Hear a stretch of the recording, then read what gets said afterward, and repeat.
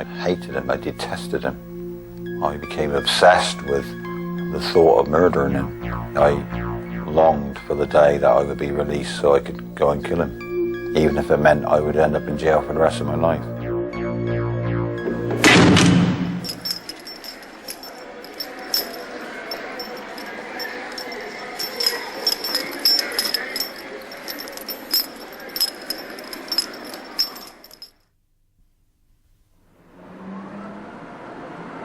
Brian Russ has lived the kind of life you see in gangster movies.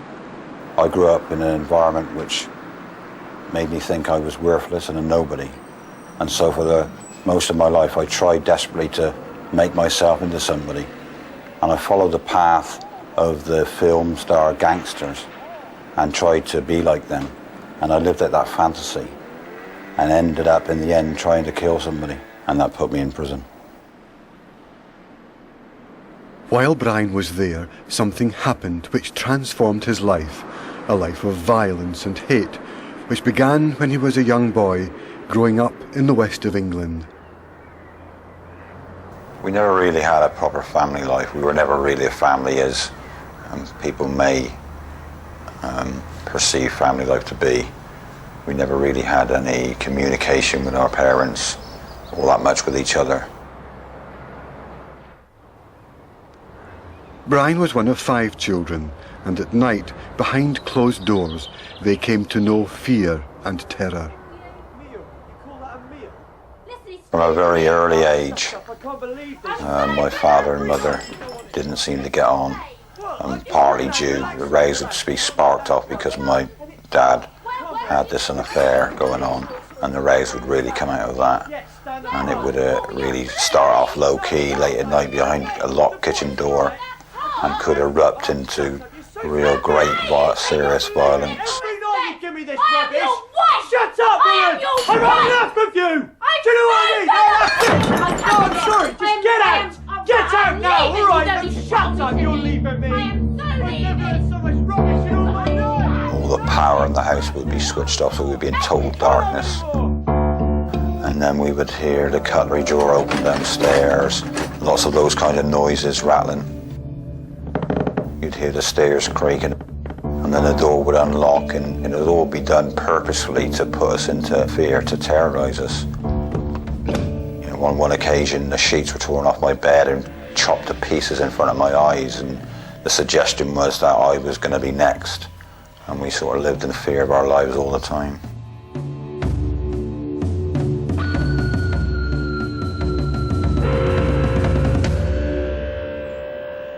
But even worse was to follow. It was about 9 o'clock at night on a Monday night. We'd been to the local village hall as a family with some friends of the family or neighbours. And on the way home with a family friend, he encouraged me to take a shortcut across the fields, and I went with him. Halfway across, he gave me some sweets, and it was there the first time that he actually sexually abused me. I had no way of getting out of it, really. I was sort of thrust in his path, even by my own parents. If I ever told anybody, he would cut my throat. The perpetrator was a neighbour, was a hero because he saved my mother from killing herself. I was quite angry, confused, guilty, dirty, frightened, and lost, really. Just feeling that, you know, there was no one, nobody cared at all. In secondary school, Brian wanted to become a journalist. So when he and his classmates had to choose which subjects they wished to study, Brian wrote commerce and typing, believing these would help him achieve his ambition. The reaction of the headmaster was not at all what he had expected. And when he saw my paper, he was horrified, and he made a spectacle of me by bringing me out in front of all the kids and saying that this boy wants to do girls' subjects. I was humiliated, I felt ashamed, I was ridiculed, and it actually made me afraid from going to school. Hey, come on. What's this, you girly? Want to be a girl, huh? Go and put your makeup on, go on.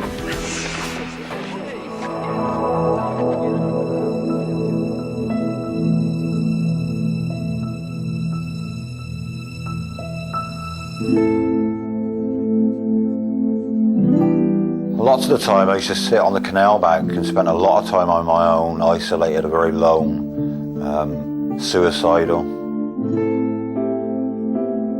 I just hated. I became selfish and I hated everybody. I hated school, I hated my parents, I hated my family, I hated being at home. I just hated life in general. I guess really I was just hoping that one day I'll be dead and then all the pain and misery will be gone. Lonely and unloved, Brian turned to petty crime and soon made friends. I got involved with other kids who were either expelled from school or had left school and had no work. And soon we were stealing from the local brewery, pinching the beer and stuff and getting drunk, and drugs and all the rest of the stuff, really. A farmer gave Brian a job when he was finally expelled from school, age 15. And for a while that was okay, but then my past and my emotions and my problems at home carried on rearing its ugly head. And to try to alleviate the pain, get rid of the pain in my life, I started drinking real heavily. I would be out drinking every night in the pub. And eventually I ended up getting a sack from work.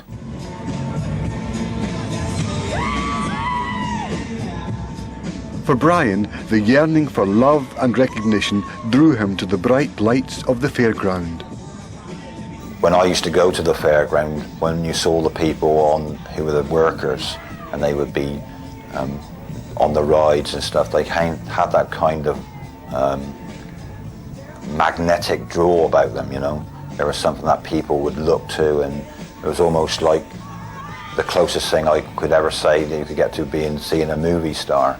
And working on the fair brought me that kind of attention, and people started to look up to me and respect me and thought I was a bit of a tough guy, and it also enabled me to commit lots of crimes over a wide area without really getting caught by the police.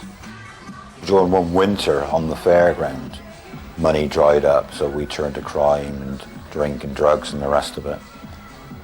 We were wanted by the police, and we left Wiltshire and went to Liverpool. And while I was up in Liverpool, I had an encounter with people who seemed to be living a kind of gangster kind of life. And the respect that people gave to them was something that left a real remarkable impression upon me. I often dreamt of being like them and wanting to be like them.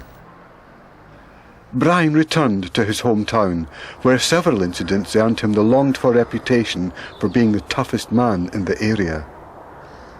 One was with some soldiers in which I got my head smashed in with an iron bar, but I got up off the floor to still carry on. And the second was where I had a fight with about 12 or 13 policemen and actually put 5 of them in hospital, and I'd lost my temper and went crazy. And eventually I had my own gang, and we had a few bits of gang warfare on the streets. And basically we ran a neighbourhood, we extorted money off of people, and were involved in drug dealing, lots of different crimes, terrorising the neighbourhood basically, and doing what we liked. The police left us alone and were frightened of us, and it continued to give me power, and I grew to think that I was actually invincible. But one man challenged Brian's reign of fear. His name was Glover. This man called Glover came along as a neighbour on our estate and began to undermine my authority by trying to get us evicted and other things. And after really becoming a nuisance, and he started to make me look bad in front of people who looked up to me, we decided to give him several warnings. One of these was that we came up behind him with a bayonet and gestured across his throat with this bayonet, leaving a mark, and marked and bloodied, and warned him to back off.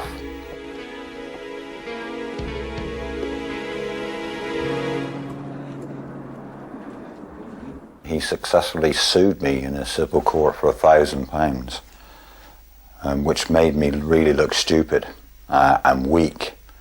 And I was concerned that other people would try it on with me. So the only course for me was to actually kill him. So we actually went round and smashed our way into his house in full view of everybody else. I went in and attempted to murder him. Was dragged off by my mates, who got a bit panicky when they heard people moving around. And as I was leaving, I said to him that he was dead, I would kill him.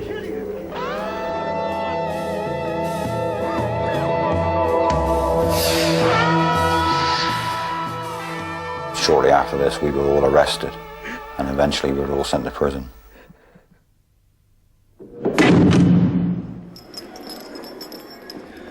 Brian was sentenced to 12 months for grievous bodily harm. It could have been much worse. Had he been found guilty of threatening to murder with intent, he could have been locked up for 14 years. Prison didn't smell that nicely, especially when you're 3 or 4 of you in a very small confined space. You got to sleep a lot, which sometimes was quite nice. But one of the significant things was that every night and constantly the door was being slammed and the clunk click of the lock.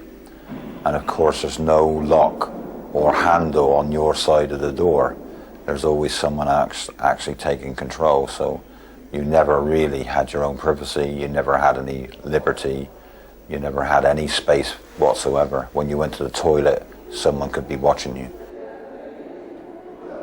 I was quite relaxed being in prison. I had no worries, financial worries, no responsibilities. I never really had any family, no one really cared for me outside, so I didn't really have anything to lose going in.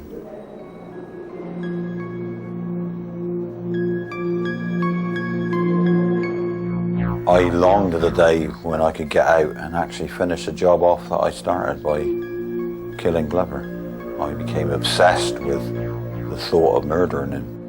I hated him, I detested him. To get away from this, I mean, weekends I would probably be out of my mind on drugs just to give myself some breathing space. But basically I longed for the day that I would be released so I could go and kill him, even if it meant I would end up in jail for the rest of my life. My hatred of Glover grew to such an extent that it made me mentally and physically ill, and I was desperate to get out of prison. I asked to see the prison chaplain, and that night he came to see me. He gave me a Bible, said a prayer for me, and wrote a prayer in the back of it. That night, in desperation, I prayed for Jesus to help me. And during the night, I was helped. The mental and physical pain that I was suffering, all the pressure that I was feeling, all bottled up, all tense and tight, just completely disappeared. There was this great sense of a presence in my cell which is hard to describe. And in the morning I felt so much different, so relieved, so fresh.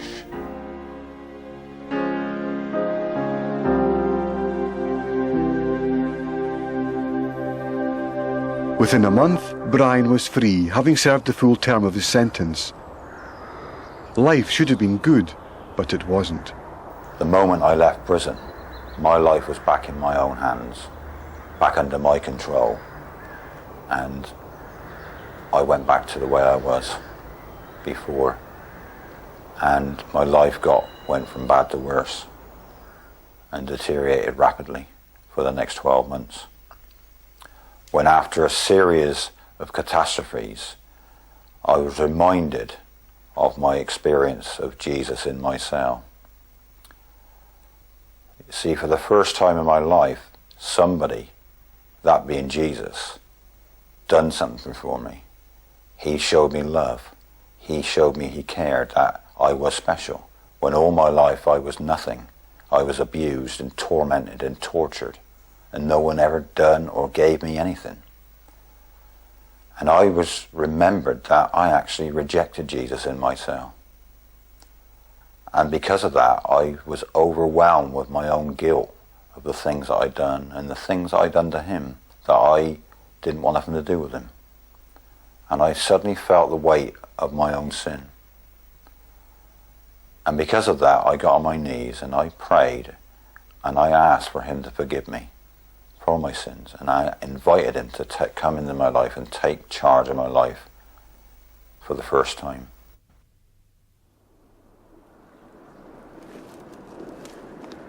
A month later, while out walking, Brian, quite by chance, met his arch-enemy Glover.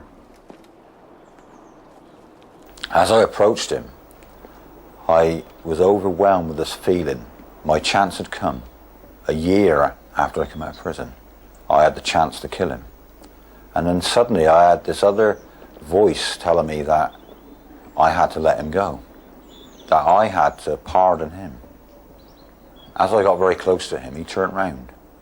And when he saw it was me, he actually physically stopped breathing. He was that terrified, that frightened. And it was then that I really made my first gesture or statement of faith. I actually put my hands up and gestured to him and said, "It's okay, I'm not going to harm you." And once I'd uttered those words, I felt a real powerful feeling of love come upon me.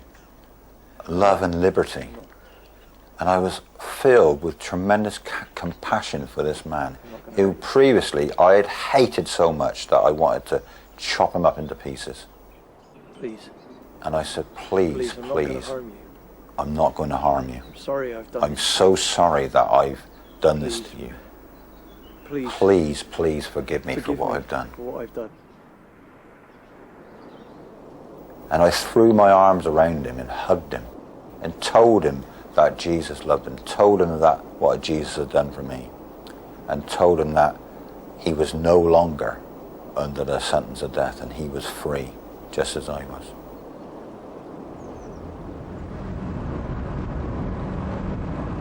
Today, Brian's a happily married man with a young family. He's also a man with a mission. As well as speaking in churches, he gets the opportunity to go back to prison and share from his own experience how Jesus can set free those who've been held captive to their past and a life of crime. I'm not doing it. Never having a real friend in my life, Jesus became that friend, someone I could trust, someone I could depend on, that I'd never found in human beings. All my life I grew up being the guilty one, when perhaps I was innocent. But I found that guilt is hard to live with. And one of the best things that Jesus done was to take that guilt off my shoulders.